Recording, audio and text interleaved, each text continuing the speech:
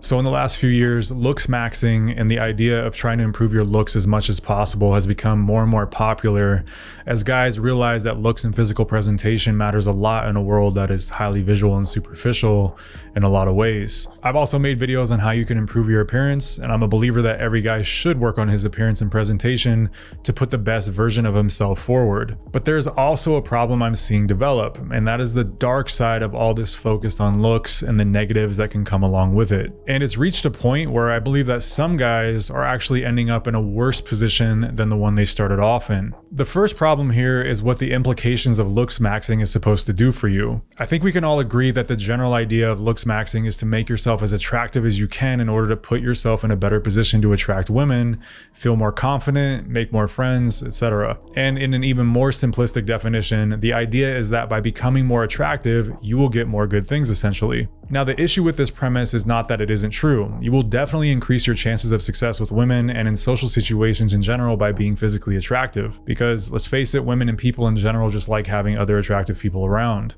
I've even known casino managers that wanted to hire the best looking staff in town as a competitive advantage. So this is something that even goes beyond just dating. But the problem with this premise and physical beauty pursuits in general is the potential snowball effect that this can have in a sneaky way. For example, bodybuilding and the pursuit of an aesthetic physique shares a lot of the commonalities with the looks maxing community. And when I was younger and got more into lifting and improving my physique, I started to get into the idea of possibly becoming a competitive bodybuilder, which led to me becoming obsessed with studying what it would take for me to get to the level where I could be 240 pounds and shredded and be a legit threat on a bodybuilding stage. To some people on the outside who aren't into bodybuilding, they might think that that's an ambitious goal and that I was really dedicating my time towards something that had a great payoff to it. But the problem was the more insidious elements of that pursuit that were going on behind the scenes. I knew that pro bodybuilders were loaded on steroids, and I quickly discovered that the local scene was just as bad, and most of these guys had no hope of ever going pro or anywhere outside of winning some local competition. So they were essentially just risking their health for no reason other than a plastic trophy. But still, when I was younger, I was really honed in on this goal because it seemed like a glorious thing to attain. I thought to myself that if I could reach that insane physique and also win shows, I'd have money, status, respect, and everything else that came along with it. Plus, I'd feel good about myself for what I had accomplished in doing something that most people can't do. But stuff like this is a smokescreen though, because of how the human brain works. More often than not, when you hit a goal, you won't feel the level of satisfaction that you expected, or if you do, it doesn't last as long as you think it will. That's one of the frustrating paradoxes of life and why contentment is important. But that's another spiritual and philosophical discussion in and of itself. But anyway, to conclude my point about bodybuilding, I became obsessed with reading message boards day and night about steroids and looking up PubMed abstracts on potential side effects and studies. And I was just on this hunt trying to find the most optimal dosages and all this stuff for the goal I had in mind. And I would spend every day watching motivational training videos and following the best guys in the scene. But at the same time, I didn't realize that I was developing a new level of body dysmorphia rather than actually bettering myself as a whole. When you're visually exposed to the elite physiques of the bodybuilding world every single day, your perception of a good physique becomes completely warped. You may have already made great progress with your own body, but you'll start to just notice the flaws. Your biceps aren't big enough, your lats insert too high so that your back doesn't look as wide as guys with lower lat insertions.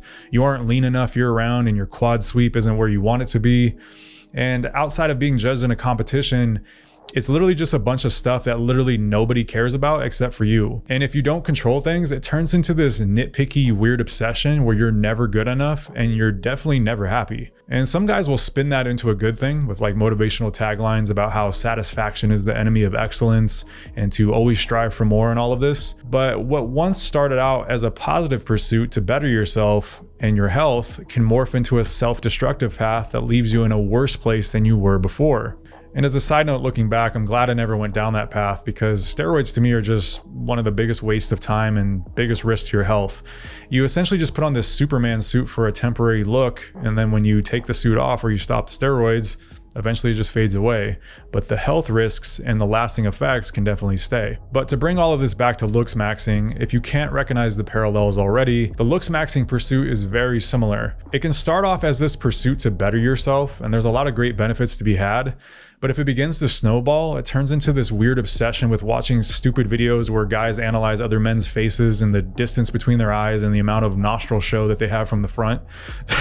Like, what is this garbage? And if you're getting that deep deep into the looks maxing side of things, some of you are likely in the midst of developing a new level of body dysmorphia that you didn't have before, and you will never be happy no matter how good you actually look. Because it takes an immense amount of psychological discipline and maturity to aim for physical excellence while also keeping things in perspective, and not everyone can do it without problems developing. And part of that psychological discipline and emotional maturity is becoming increasingly aware of the value that you put on validation. There's a double-edged sword to a lot of things in life, and improving your physical attractiveness is another one of those areas because it can be highly addicting in terms of personal validation. Honestly, it may actually be one of the most potent drugs there is, which is why you see both men and women clinging to their looks as long as they possibly can as they age, and posting goofy photos on Facebook with filters and awkward angles to try and convince everyone that they're still as attractive as they were when they were younger. They're essentially terrified of showing the true version of themselves and accepting any kind of natural decline in aging that occurs,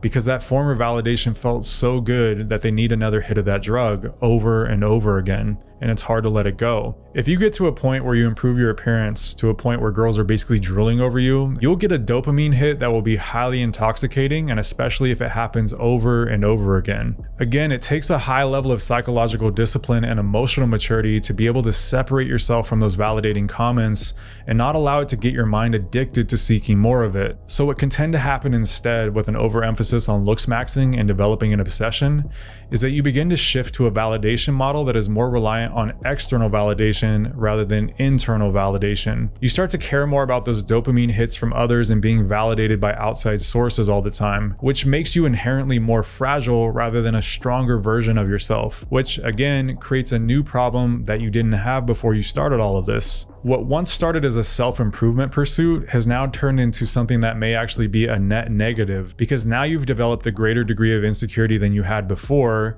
because you're more reliant on external validation than you ever were before. And a major cornerstone of becoming a better, more masculine version of yourself is shifting away from an external validation model and developing a greater sense of internal validation. This reliance on external validation is also why some of the hottest women you'll come across are the most insecure. They have internal pressure on themselves to maintain a certain look to continue getting the compliments, validation, and positive life experiences that they're used to. And there's an external pressure because people expect these women to continue looking a certain way. So if they start declining at all, it's a fall from grace essentially, and basically the worst thing that could happen to them. Very beautiful women will usually just have their overall value assessed and associated with their looks and not much beyond that. So people analyze any little flaw that starts to pop up as they age or if they start to get out of shape. And this same thing can start to occur in a man's mind as well if he has created an overemphasis on the value of his looks and trying to maximize them in every way possible. And before you know it, you're considering surgeries, Botox injections, and all these procedures that you probably don't even need anyway because you've developed a veil of delusion to where you can't even see yourself the way that other people do. And as a side note, I know both guys and girls that have had surgical work done, and I'm not here to endorse it or to judge anyone for getting work done. But I do want to point out that some people can get carried away with their looks to the point where they start considering procedures that they don't even need, or procedures that will return very little on their investment in terms of a noticeable difference in terms of their life experience or attracting women. And in some cases, it might just make somebody look worse. But it's very difficult to have a clear vision of what will actually make a difference for you or not when you're consuming looks maxing type of content all the time. Because the other thing that starts to occur, just like with bodybuilding, is that you begin to compare yourself to the creators that are teaching this content, and then you start to drift into analyzing other guys all the time or looking at celebrities and male models to try and map out a plan of what you need to do to look more like the guy that you think has the ideal look. And by the way, I'm not throwing any shade at any of the guys creating content about bettering your looks. Some of them put out some great content and they also make some great points. So none of this is aimed at targeting any specific creator or any of them at all. This video is more about raising your awareness of your own accountability and the need to control things on your end and how you go about receiving and implementing that information. And as the old saying goes, comparison is the thief of joy. And what is actually going on when you start overly comparing yourself to your version of the ideal man is that you're chasing a carrot on a stick that you will never actually reach in your mind. You could legitimately be a really attractive guy, but since you watch a certain creator all the time that you think looks ideal, or you compare yourself to some celebrity or model that fits your goal look, You will always feel inadequate because you won't ever view yourself as an equal or better than that guy, even if you actually surpass them in reality. Because if you start to develop an obsession with your appearance, the smokescreen between your perception and reality will always hold you back from realizing your actual value, and you will be in turmoil internally as long as you remain in the midst of that obsession. Just like with bodybuilding or improving your physique in general, you have to avoid falling into this comparison trap and this abyss of a comparison and just focus on your own progress rather than how you stack up against other people. My solution to this with bodybuilding was to just completely get away from bodybuilding content altogether. And to this day, I basically never consume fitness content because there's no upside to it for me. I already know what I need to do to keep my body in shape year round and how to get into peak condition if I want to, so following a bunch of dudes with godlike genetics or on a ton of steroids does nothing beneficial for me. Now, when it comes to men's self-improvement content, I do think it's useful to consume at least semi-regularly to keep yourself on track and remind yourself of certain principles that are helpful.